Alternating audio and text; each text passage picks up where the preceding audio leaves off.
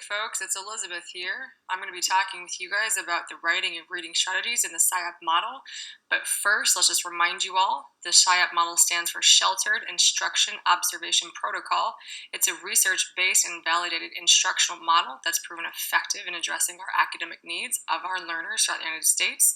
There's a whole series of 8 components in SIOP, from lesson preparation, comprehensible input, all the way to review and assessment. But today I'm going to focus on strategies, specifically writing and reading.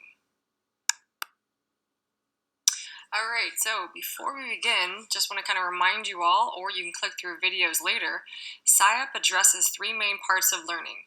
There's content, process, and product.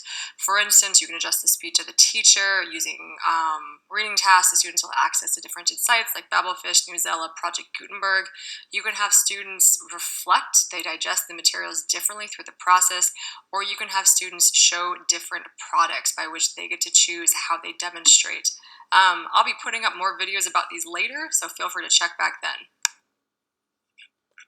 Okay, so getting into the reading strategies through text annotation. I have found these are typically the easiest access point for our learners, and they're also the quickest method we teachers use to determine how well our students actually understand the text we've placed before them.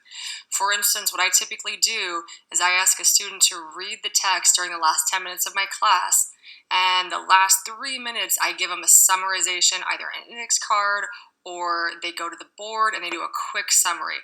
It's a way for me to take those index cards or see them visually on the board, and I can figure out who has the general summary of the text.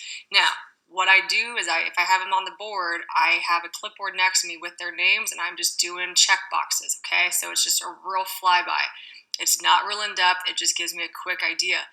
If I have to reteach, then I know kind of what parts I need to reteach. But oftentimes, if my kids are getting the general summary, great, let's go forward. So then oftentimes my students know for homework, they're going to have to make inferences or predictions for the next lesson. And you can see making inferences is a reading strategy under SIOP.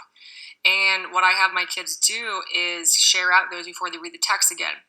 And this, again, is a quick flyby. Either they do it on the board as a bell starter, or they get an index card as like the bell activity warm-up, but I just do a quick kind of sample throughout my kiddos, and I see where they fall. And then oftentimes I revisit those to see, hey, how accurate were we? How close were we? The thing that I like about the reading strategies and those kind of verbal pieces, you can also, if you've got students who are a bit quieter and you know your students aren't willing to really to share out via hands, you can absolutely have them do peer-to-peer communication, which I think we need more of in our classroom. And a lot of times I do partner pair shares with those to encourage our students to get more talkative. Okay, so wrapping up this very short video, I use these 3 reading strategies with my students throughout the text. For those of you pressed for time, I get it. It's going to take extra effort on your part. But what I have found is it reduces how much reteaching you'll need to do, which ultimately saves you guys time. I think these are a great way to also ask the student to share what they're reading with their parents or the adult in their life. And I think, our parents want to know what our students are doing.